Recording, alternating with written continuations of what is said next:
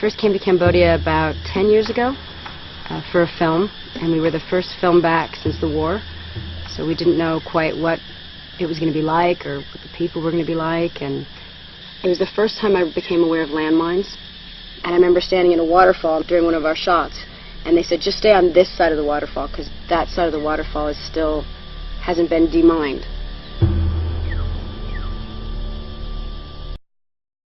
From America, I thought, what does that mean? It hasn't been demined. It's just the craziest. It doesn't cross our mind that there are all these children and people walking around areas that have landmines in the grounds, and that that's just a part of their daily life.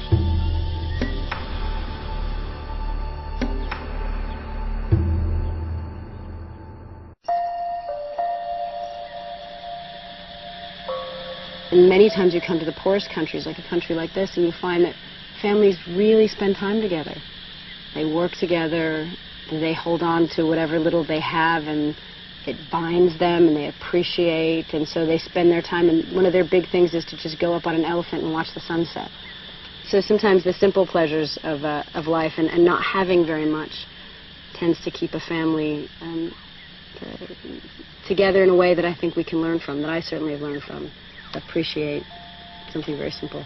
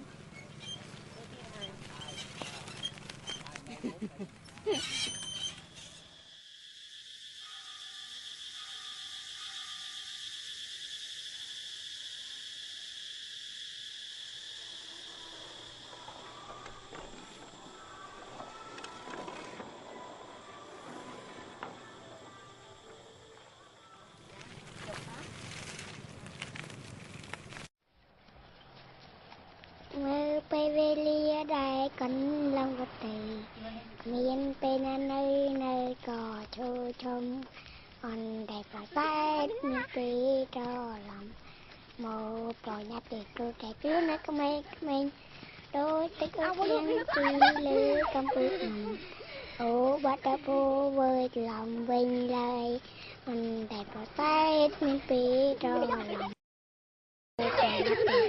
luôn nó không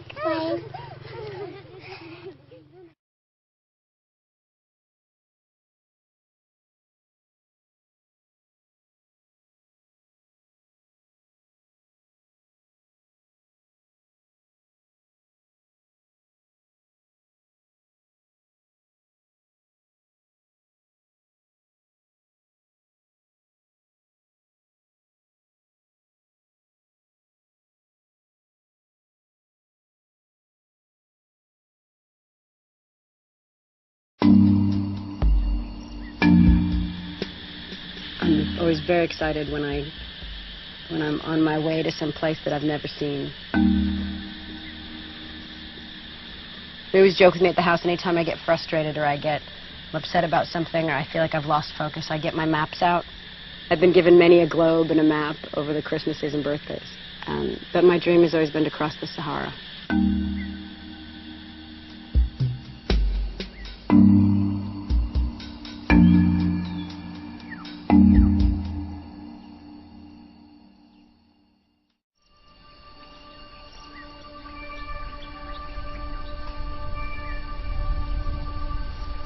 Cambodia, I think, is one of the most beautiful countries in the world.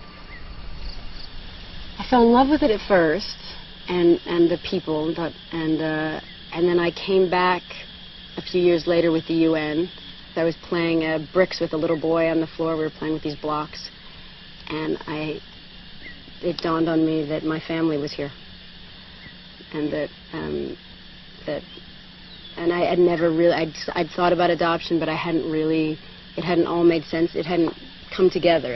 I wasn't ready to be a mom. I didn't know anything. But I saw this little boy, and I thought, I don't know, I don't believe in fate or destiny or things like that, but something suddenly felt right. And then I came back a third time and met my son.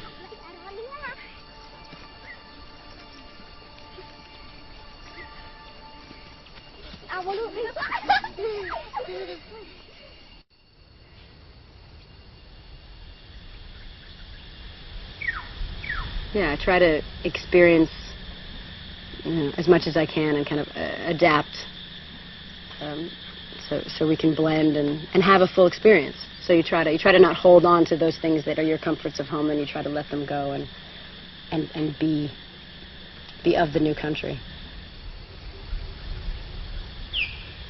The biggest thing, actually, to be honest, here in Cambodia is my boys love to eat crickets. It's their favorite thing. And they eat them like...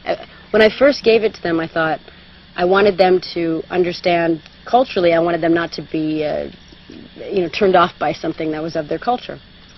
So I bought it, and I said, "What's all?" And they ate them like Doritos, and they wouldn't stop. And they brought to-go boxes home, and I had to actually ban the cricket eating at a certain point because I was afraid they were going to get sick from too many. So as soon as we landed, we had a friend bring us 2 to-go boxes full of crickets, and we all sat in the car eating them. But they're good. They are like a potato chip. We've had the beetle. They call it a cockroach. I think it's more like a beetle. I have yet to have the tarantulas on a stick or spider soup here. It does seem like an odd thing to eat. No, it does. I don't know if I can get around the fur, but you got to try everything.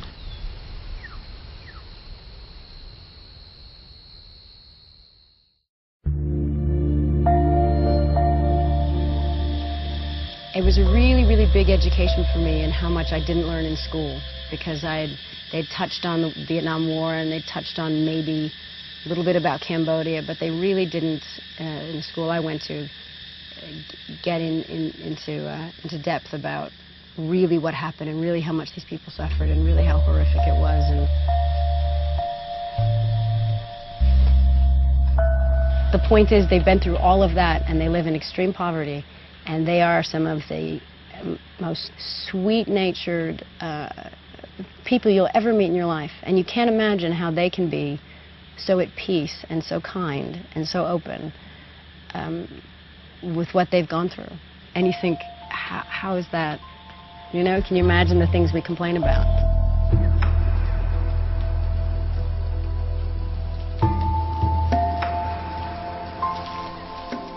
There's a very, very dark, heavy side to this country, but there's also a great deal of beauty and an extraordinary amount of good people doing great work and helping each other. And it is extremely important to focus on all that they do have that's beautiful, and all that they have accomplished, and all that they've come through, considering their past.